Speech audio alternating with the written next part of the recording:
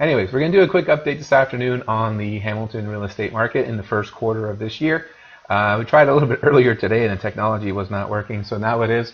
We got it all up and running, and hopefully you can all hear me well. If you can't, please just make a comment below. I am following along your comments there, so if you have any questions as we go along, please feel free to do that as well. But we are going to get started here. I'm going to do a very quick update. I'm just going to flip through our little slideshow here. So here's the basics. Here's what our slideshow is going to look like today. You'll be able to see all the information down here. This is a standard report we put out all the time at RE/MAX Escarpment.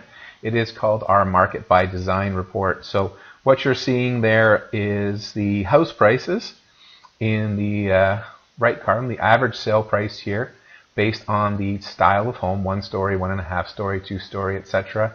The total number of sales, and now this is going through the first quarter, so it is January till March 2017. The average days on market, and then the change in the average sale price compared to the same period in 2016 and 2017. So we're going to look through all these here. Like I said, if you do have any questions as we're going along, please feel free to ask. I am watching your feed here, so if you have anything that you need to know, it's a burning question, I can look it up. And if you need a report for your specific area, we can do that as well. We can focus in on your neighborhood, your town. If you're looking in Dundas or Stony Creek or a specific neighborhood like Crown Point or here in Binbrook, we can do that for you as well. So just leave comments below, direct message me on Facebook, or email me at tony@thegeekyagent.com. So let's get started. So in the first quarter of this year, if you have a look at our report in the style of home, you'll see on the left-hand side the single and single-and-a-half-story homes here. The number of sales is relatively high. Single-story homes or anything like bungalows and small detached homes, raised ranch homes, that kind of thing. They're extremely popular. As the population ages, this becomes much more popular, and you're actually seeing a lot of millennials liking these homes as well. They're relatively small, easy to maintain. A lot of these properties here in Hamilton are on the Central Mountain or in the older parts of Hamilton as well. But in this price range here, you're probably looking at mostly up on the Central Mountain. So we sold 772 of these units in the first quarter, and you've seen a 28.5% price increase. We're just going to round it off to the one decimal place there. So 28.5% increase in pricing compared to the same period last year. And as we go through, you're going to see very similar price increases here. The market is extremely crazy here in Hamilton, especially through the first quarter. Yeah, pricing is just through the roof. The demand is non-stop. Just about everything that we're getting involved in has multiple offers. I was able to purchase a number of properties for clients that I was not competing on. That is a rarity these days if you ask any real estate agent. Most popular properties, especially here if you're looking in this range for these types of homes, anything in the 400 to 500 range, believe it or not, is almost a starter home in Hamilton at this point. Most people moving in are looking in this range for a type of home, and demand is extremely high. So that's what's happening there in the 1-story, and again, the slightly less popular 1.5-story homes. A lot of these are in the lower part of the city. These used to be 1-story homes, a lot of them that were converted to 1.5. They kind of blew out the attic and the roof and made them into 1.5-story type homes with bedrooms on the upper levels. And you'll see the pricing is also a lot lower, so you're going at significantly lower price there. Once we move into 2-story and 2-story-and-a-half homes, those are probably the more common homes that you'll find throughout the city, especially the 2-story homes. The 2.5, not as many, but you will see the 2.5-story homes, or 2-story homes, sorry, and you can see by the number of sales, again, they make up the bulk of the market here. And the pricing has just gone through the roof as well there. $731,000 on average price across Hamilton-Burlington for the first quarter of this year, which represents an almost 24% increase over the same time last year. If you're looking at the 2.5-story homes, there's a lot fewer of them, of course. 165 sold, and again, a much lower price point, but even there, you see a 42% increase on that. 165 homes in 3 months across the city is still a significant number. It's relatively low compared to the other numbers, so this is kind of why this number here might be a little bit skewed. It's kind of a low number to really make judgments upon. But based on this information, you're seeing the market is still extremely busy in the first quarter. Throughout Hamilton, we really don't see it slowing down anytime soon. I'm continually working. Just last week, I've had about 4 agents from GTA refer clients to me looking to purchase in Hamilton, and one looking to list a condo in Hamilton. And that's just within a couple of days. So, I mean, we do have a lot of people still coming from outside the city. I'm actually spending a lot of time in Brantford, believe it or not. Similar conditions in the market there, although at a much lower price point. So we'll move along, though, have a look at a few different types of houses. And we're just going to bump up here, and we'll go back here. So, moving on to backsplit homes. If you look at the 3-level backsplit and side split, essentially these are very similar homes. Most people are probably familiar with the backsplit. So there's a front door.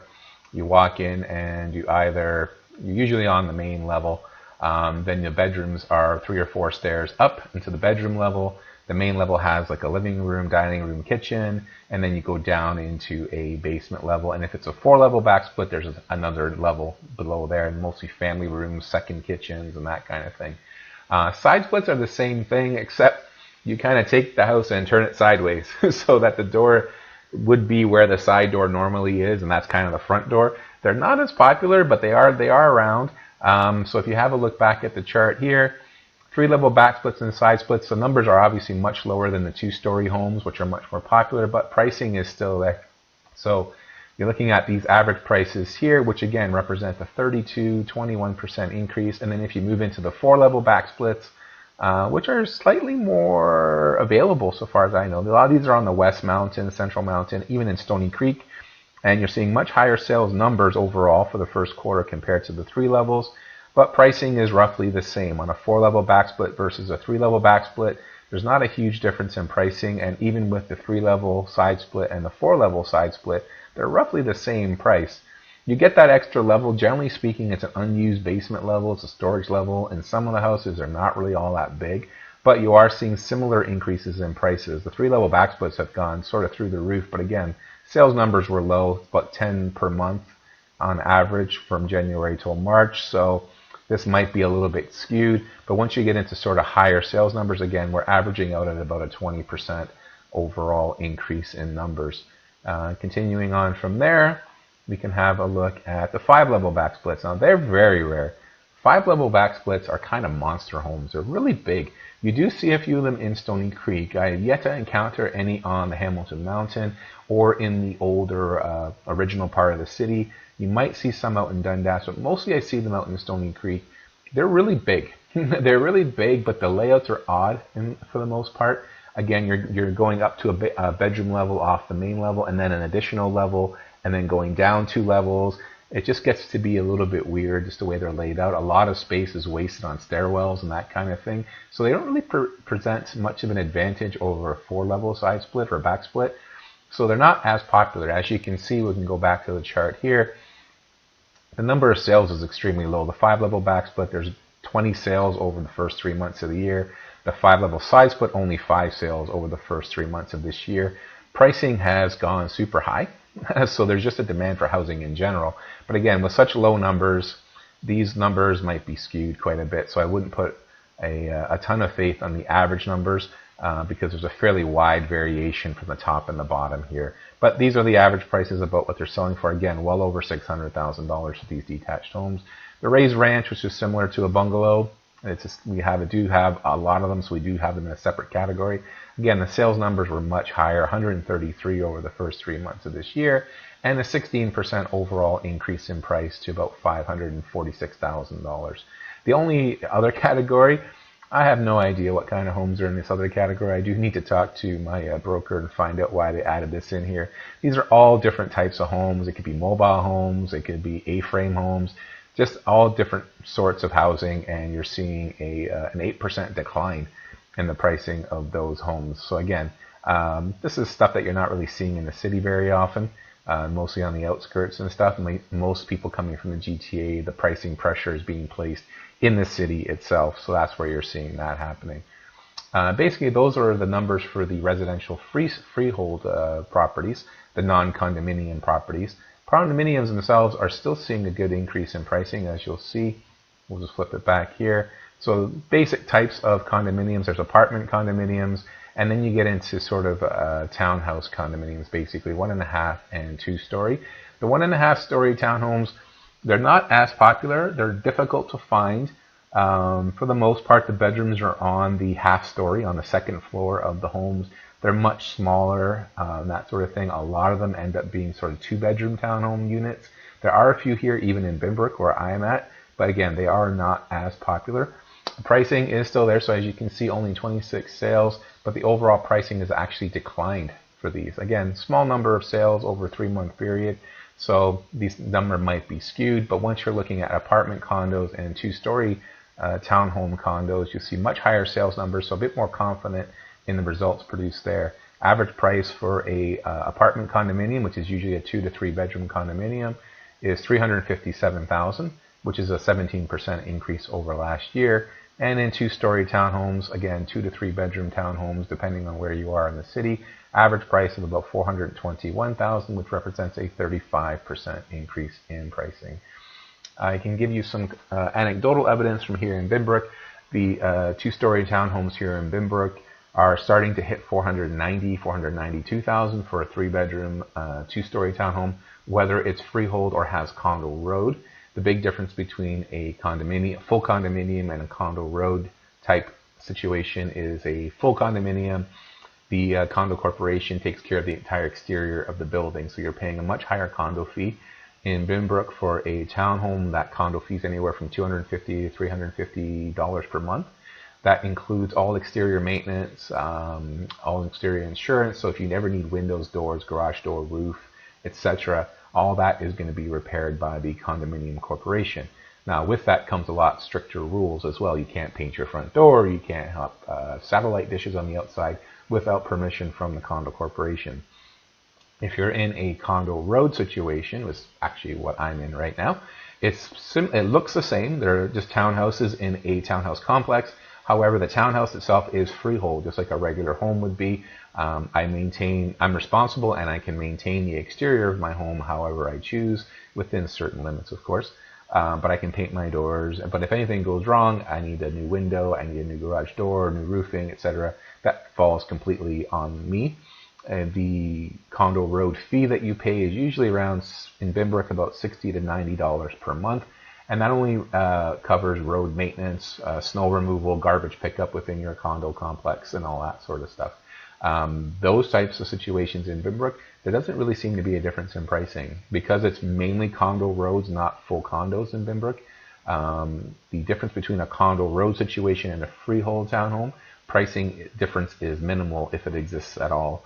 But the difference between a full condo, where you're paying a much higher fee, is a significant difference in pricing.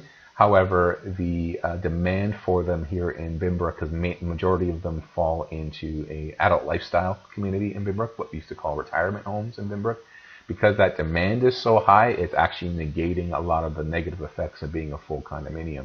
And in that situation, it's actually desirable, because in the adult living type communities in Binbrook, what you're seeing is that the condo corp not only is responsible for the maintenance of the exterior, but they'll also do lawn cutting, they'll do snow removal right out of your driveway, right off your front porch, etc., which for 50-plus couples that are retirement age is a desirable feature. So they're willing to pay that $250 to $300 a month to have all that taken care of, including cutting their grass in their backyard, on their front lawn, etc.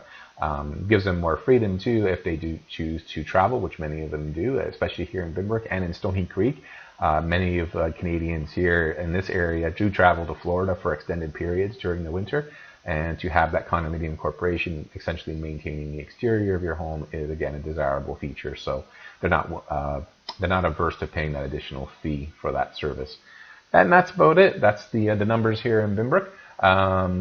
This weekend, I will tell anybody who's out there who's ever interested in comic books or has children who are, this weekend is Free Comic Book Day. So you travel to your local comic shop. If they see a Free Comic Book Day sign in the window, if you go to their website or their Twitter feed or their Instagram feed and they're advertising Free Comic Book Day, it is this Saturday all day. There is a selection of comic books available for anybody who goes into the store to choose. It's not all the comic books in the store. There are specific ones that they send to the stores for Free Comic Book Day. So if you haven't read comic books in a while, you have some children that you'd like to get interested in reading and all that sort of stuff, there is a wide range of books. They are available for all ages. So the books at Free Comic Book Day range anywhere from kids titles like Archie and that sort of thing, all the way up to like sort of teen titles like Spider-Man and whatnot. And then there are more older teen, young adults, and older adult books like Saga and a few other books out there that cover the entire range of books for people. So if you're interested in comics, visit your local comic shop. Big B Comics here in Hamilton on Upper James is my go-to place. There is Comic Connection in the West End and a whole bunch of other places in Hamilton. They're just popping up everywhere. Unfortunately, the one in Binbrook did close.